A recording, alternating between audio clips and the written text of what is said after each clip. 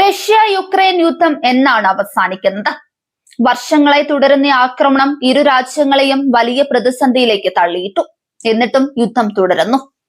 കഴിഞ്ഞ ഏതാനും മാസങ്ങളായി യുക്രൈന് റഷ്യക്കെതിരെ ശക്തമായ ആക്രമണങ്ങൾ നടത്തുകയാണ്. റഷ്യയിലെ എണ്ണ ശുദ്ധീകരണശാലകൾക്ക് യുക്രൈൻ കനത്ത നാശം വരുത്തി. ഇത് രാജ്യത്ത് വലിയ പ്രതിസന്ധി ഉണ്ടാക്കി. പെട്രോൾ പമ്പുകളിൽ വാഹനങ്ങളുടെ നീണ്ട നിര പ്രത്യക്ഷപ്പെട്ടു. വാണിജ്യ ലോജിസ്റ്റിക് കേന്ദ്രങ്ങൾക്ക് നേരെയും യുക്രൈൻ ആക്രമണങ്ങൾ നടത്തി. എന്നാൽ യുക്രൈന്റെ ഒരു പ്രധാന ദൗർബല്യം റഷ്യ മുതലെടുത്തു. ബാലിസ്റ്റിക് മിസൈലുകളെ തടയാൻ ആവശ്യമായ പ്രതിരോധ മിസൈലുകളുടെ കുറവ്. ഈ ബലഹീനത മുതലെടുത്ത് റഷ്യ യുക്രൈനിൽ നഗരങ്ങളിൽ കനത്ത മിസൈൽ ആക്രമണങ്ങൾ നടത്തുകയാണ്. ഇത്തരം ആക്രമണങ്ങളിൽ നൂറുകണക്കിന് സാധാരണക്കാർ കൊല്ലപ്പെട്ടിട്ടുണ്ട്. ഇപ്പോൾ യുക്രൈനിലെ നഗരങ്ങൾ നേരിടുന്ന ഏറ്റവും വലിയ ഭീഷണി വളരെ കുറച്ച് മുന്നറിയിപ്പോടെ, ചിലപ്പോൾ മുന്നറിയിപ്പൊന്നുമില്ലാതെ എത്തുന്ന ബാലിസ്റ്റിക് മിസൈലുകളാണ്. ഈ ആഴ്ച മാത്രം ഒരു രാത്രിയിൽ 2 ഡസനിലധികം ബാലിസ്റ്റിക് ആന്റി ഷിപ്പ് മിസൈലുകൾ യുക്രൈന്റെ തലസ്ഥാനമായ കീവിന് ചുറ്റുമുള്ള പ്രദേശങ്ങളിൽ പതിച്ചു. യുക്രൈനിന്റെ പ്രതിരോധ സംവിധാനങ്ങളെ മറികടന്ന ഈ മിസൈലുകൾ കുറഞ്ഞത് 17 പേരെ കൊലപ്പെടുത്തുകയും നിരവധി പേർക്ക് പരിക്കേൽപ്പിക്കുകയും ചെയ്തു.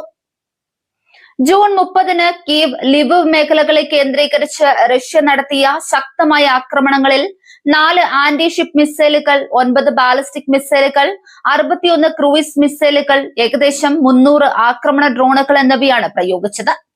യുക്രൈനിലെ വിവിധ ലക്ഷ്യങ്ങൾക്കെതിരെ ഇത്രയും ആയുധങ്ങൾ പ്രയോഗിച്ചതായി യുക്രൈൻ വ്യോമസേന അറിയിച്ചു. എന്നാൽ യുക്രൈൻ ഭരണകൂടത്തെ ഏറ്റവും കൂടുതൽ ആശങ്കപ്പെടുത്തുന്നത് റഷ്യയുടെ ബാലിസ്റ്റിക് മിസൈലുകളാണ്. അതിനാൽ ബാലിസ്റ്റിക് മിസൈലുകളെ വെടിവെച്ച് വീഴ്ത്താൻ കഴിയുന്ന ചുരുക്കം പ്രതിരോധ സംവിധാനങ്ങളിൽ ഒന്നായ US നിർമ്മിത പാട്രിയോട്ട് വ്യോമ പ്രതിരോധ മിസൈലുകൾ വീണ്ടും ലഭ്യമാക്കാൻ യുക്രൈൻ അടിയന്തരമായി ശ്രമിക്കുകയാണ്. റഷ്യയുടെ ബാലിസ്റ്റിക് മിസൈലുകൾ വളരെ വേഗത്തിൽ എത്തുന്നതിനാൽ അവയെ തടയുന്നത് ബുദ്ധിമുട്ടാണ്.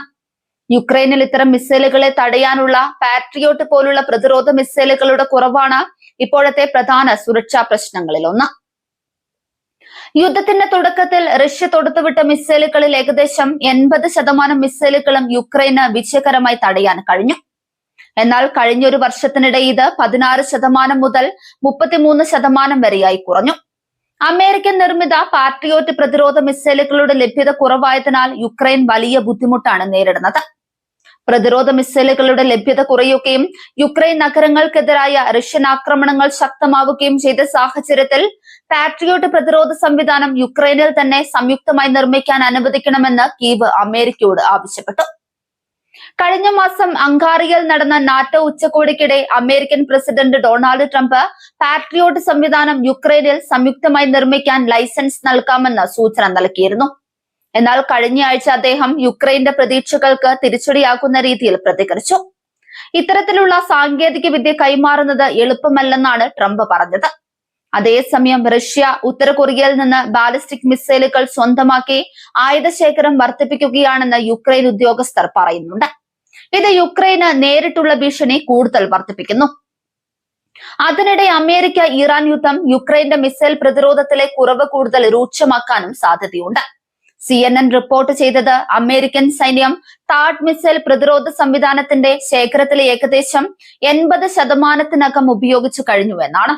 യുദ്ധം ആരംഭിച്ച ശേഷം അമേരിക്കയുടെ പാട്രിയോട്ട് പ്രതിരോധ മിസൈലുകളുടെ ശേഖരം ഏകദേശം പകുതിയായി കുറഞ്ഞിട്ടുണ്ടെന്നും റിപ്പോർട്ടിൽ പറയുന്നുണ്ട്.